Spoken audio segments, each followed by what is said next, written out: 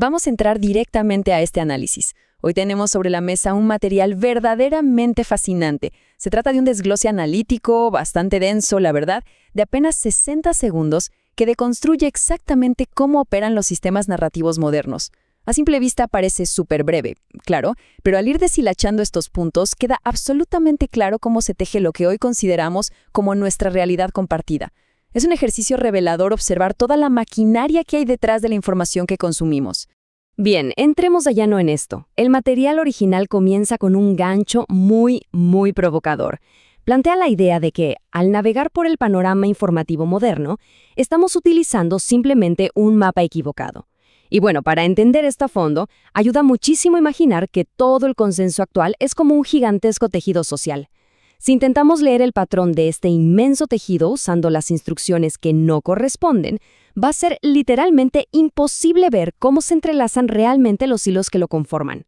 Este concepto del mapa equivocado representa esa falsa ilusión de que las opiniones colectivas se forman de manera natural, ocultando los verdaderos mecanismos que dirigen las corrientes de pensamiento. Pasando a la primera sección, construyendo narrativas legítimas, décadas de construcción del sistema. Y esto ilustra a la perfección el primer punto histórico clave que hace la fuente. El argumento es que, durante décadas, se construyó meticulosamente un sistema destinado única y exclusivamente a decidir qué narrativas se consideraban legítimas y cuáles definitivamente no lo eran.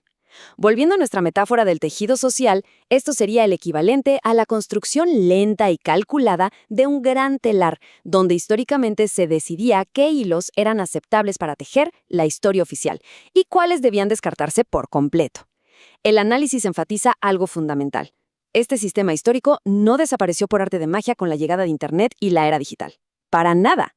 Más bien, el sistema se actualizó. Es como si el viejo telar analógico hubiera sido reemplazado por maquinaria moderna de altísima tecnología. Las instituciones actuales tomaron el relevo exacto de esas estructuras de control del pasado, evolucionando sus métodos e instrumentos, sí, pero manteniendo absolutamente intacto el objetivo de controlar la narrativa. Y así llegamos a la segunda sección, los pilares modernos del consenso. ¿Cómo opera el sistema actualizado? Para comprender este nuevo sistema, la fuente identifica 3 vías muy específicas que actúan como la verdadera mecánica operativa hoy en día. Como analistas, vamos a observar de manera neutral exactamente qué es lo que se afirma aquí sin tomar ningún partido. Primero, se menciona que el sistema opera a través de fundaciones que, según el texto, se atribuyen la autoridad de definir qué constituye exactamente el discurso de odio. Segundo, señala la existencia de programas educativos diseñados para formar a los periodistas, dándoles ciertos marcos de lectura preestablecidos desde su misma etapa de aprendizaje. Y tercero, destaca el rol inmenso, gigantesco de las plataformas tecnológicas que moderan el contenido basándose en criterios que, subraya el autor de forma muy enfática, nadie sometió jamás a una votación democrática. Básicamente, la fuente postula que estas 3 entidades actúan en conjunto como los tejedores modernos, decidiendo sistemáticamente qué información entra al tejido social y cuál es simplemente censurada. Esto nos lleva a la tercera sección, el núcleo psicológico. La efectividad del sistema. Ahora, lo que es realmente interesante de esta parte es cómo el análisis pivota hacia la afirmación más crítica de todas, sobre por qué este mecanismo es tan increíblemente efectivo para fabricar el consenso a gran escala.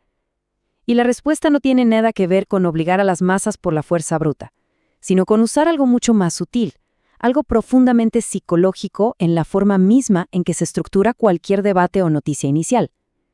Prestemos mucha atención a esta premisa, vamos a ir lento aquí.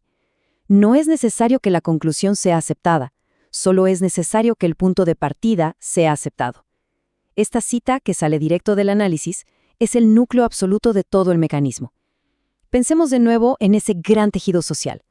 Si logramos controlar la primera puntada, ese primer nudo que se asegura en el telar, pues todo el resto del patrón va a tener que seguir esa misma tensión y dirección obligatoriamente. El autor argumenta que controlar la premisa inicial resulta ser una táctica infinitamente más poderosa que intentar dictar la conclusión final. Porque si el punto de inicio se da por sentado como un hecho incuestionable, la mente humana hace el resto del trabajo solita, construyendo su propia prisión argumentativa. Pasemos a ver cómo se construye esta progresión lógica que, según la fuente, es completamente implacable. Paso 1. Se logra la aceptación táctica del punto de partida. De esa premisa fundacional, paso 2. Gracias a esa aceptación inicial, el desenlace se vuelve inevitable.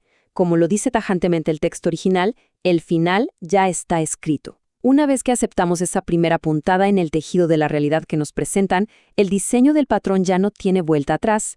Toda la trayectoria de la opinión pública queda desde el minuto 1 rígidamente predeterminada.